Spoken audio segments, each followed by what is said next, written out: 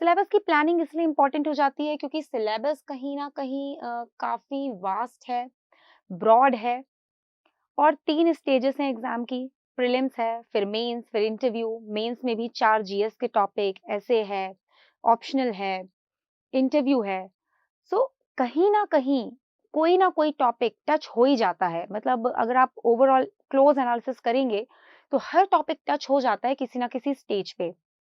Further हर topic करना इसलिए important है, यू डू नॉट नो कौन से ईयर में कौन-सा टॉपिक बहुत ज़्यादा पूछ लिया जाए, ईज़ी हो जाए या डिफ़िकल्ट हो जाए। मेबी जो आप ज़्यादा पढ़ के जाते थे, वो बहुत डिफ़िकल्ट हो गया, जो आपने छोड़ा वो ईज़ी हो गया, तो आपसे कोई लो हैंगिंग फ्रूट ना रह जाए। So please complete each topic. At least एक ब्रॉडनेस तो हो आपके प्रिपरेशन में। बहुत डिटेल में अगर आप इंटेंसिव कवरेज नहीं कर सकते, एटलीस्ट एक्सटेंसिव रखिए उसको। एक जो उसका एरिया ऑफ कवरेज है उसको बढ़ा दीजिए। सो इस टाइप की जो प्रिपरेशन है वो इंश्योर करेगी कि कोई लो हैंगिंग फ्रूट आपसे ना रह जाए। अब सिलेबस को प्लान कैसे करना है? मेरी खुद की ये एक प्रॉब्लम थी कि इतना वास्ट सिलेबस, कब क्या करूँ, कैसे प्लान करूँ, होगा कि नहीं होगा? तो एक एंग्जायटी भी बनी रहती थी। तो मैंने प्लानिंग का एक पर्टिकुलर तरीका अपनाया। आप देख सकते हैं प्लानिंग पर्सन स्पेसिफिक होती है। मुझे ऐसी प्लानिंग ठीक लगी, तो मैं शेयर कर देती हूँ। सबसे पहले होते हैं macro plans. As the name is suggesting, बड़े लेवल पे एक ब्रॉड आइडिया हो मुझे कि मैं कब कौन-सा टॉपिक करने वाली हूँ। One more tip, planning should be flexible क्योंकि जो टाइम एंड स्पेस में चेंजेस होंगे, जो कॉन्टेक्स्ट होगा, उसके हिसाब से वो प्लानिंग रिवाइज़ होगी। फ्लेक्सिबिलिटी बना कर के रखिए। Don't be too rigid on yourself because interest के हिसाब से, आपके वीकनेस वाले एरियाज़ के हिसाब से आपको रीडिज़ाइन करना पड़ेगा। मगर अगर एक ब्रॉड आउटलाइन है, एक मैक्रो प्लान दिमाग में है, तो आप लॉन्ग टर्म में ये एन्श्योर कर सकते हैं कि आप सही पाथ पे, सही स्पीड से मूव ऑन कर रहे हो। तो इस तरह का मैक्रो प्लान कैसा? कि मुझे पर्टिकुलर मंथ में इतना सब्जेक्ट कर लेना है।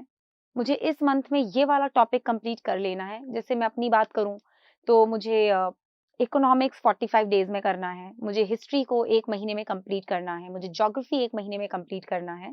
और ये जो प्लानिंग है मैं बता रही हूँ, जब आप स्टार्ट कर रहे हो प्रिपरेशन उस हिसाब से तो मैक्रो प्लान बना लिया। सपोज़ एग्ज़ाम जून में है, मैं जब मैंने स्टार्ट की थी प्रिपरेशन तो जून में एग्ज़ाम था, वो कोविड के कारण एक्सटेंड हुआ, पर जो मेरी प्लानिंग थी वो जून के हिसाब से थी। तो मैंने एक रफ आइडिया लगाया कि अगस्त से लेकर के मई तक का टाइम है। जून 2 या जून 1 आई थिंक नो मई 31 को एग्ज़ाम होना था। तो एक आइडिया लगाया कि इतने मंथ्स हैं, प्रीलिम्स के पहले इतने महीने मुझे प्रीलिम्स के लिए चाहिए होंगे, तो इतने महीने मेरे पास हैं, इतने-इतने टॉपिक्स हैं। तो लगभग मैंने टॉपिक्स को एक ब्रॉड डिवीज़न दे दिया कि इतने महीने में ये, इतने में ये, इतने में ये। कैसे डिसाइड करेंगे? Depends on you. आपकी कोर कॉम्पिटेंसीज़ क्या हैं? अगर आप इकोनॉमिक्स के स्टूडेंट हैं, तो आपको इकोनॉमिक्स में कम टाइम देना है। यदि आप इंजीनियरिंग के स्टूडेंट हैं, तो मेबी साइंस एंड टेक आपके लिए थोड़ा-सा ईज़ी हो सकता है। वो डिपेंड करता है किसको कितना टाइम देना है। मगर मैक्रो प्लान बनाने से प्रिपरेशन को एक फ्रेमवर्क मिल जाएगा, एक स्ट्रीमलाइन हो जाएगी। एक बार ये मैक्रो प्लान बन जाए, बारी आती है मिनी प्लान्स की। अगर ब्रॉडली बोलूँ तो macro plans will be monthly in nature, monthly, bi-monthly, whatsoever. Mini plans are further weekly in nature, approximately.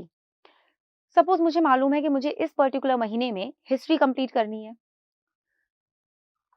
Suppose मुझे ये मालूम है कि मुझे इस महीने में हिस्ट्री कंप्लीट करनी है। अब हिस्ट्री में एंशिएंट हो गया, मॉडर्न हो गया, मिडिवल हो गया, वर्ल्ड हिस्ट्री हो गया, तो मैं उसको कैसे डिवाइड करूं? तो मैं वीक्स डिवाइड कर दूंगी। मैंने प्रीवियस ईयर क्वेश्चन से एनालाइज किया कि मॉडर्न से ज्यादा क्वेश्चंस आते हैं, तो मैं 2 हफ्ते मैंने दे दिए मॉडर्न के लिए। अब मैंने सोचा कि मिडिवल उसके बाद फिर एंशिएंट इंपॉर्टेंट है, तो next 1 week is for my ancient. World history और मिडिवल में मैं देख रही हूँ कि उतना ज़्यादा नहीं है कवरेज, तो एक मैं ब्रॉड आउटलाइन ले लूँ सिलेबस की, एक ब्रॉड टॉपिक की अंडरस्टैंडिंग कर लूँ। तो मैंने उसको अप्रॉक्सिमेटली 3 डेज़ फॉर मिडिवल और 4 days for world history, something like that.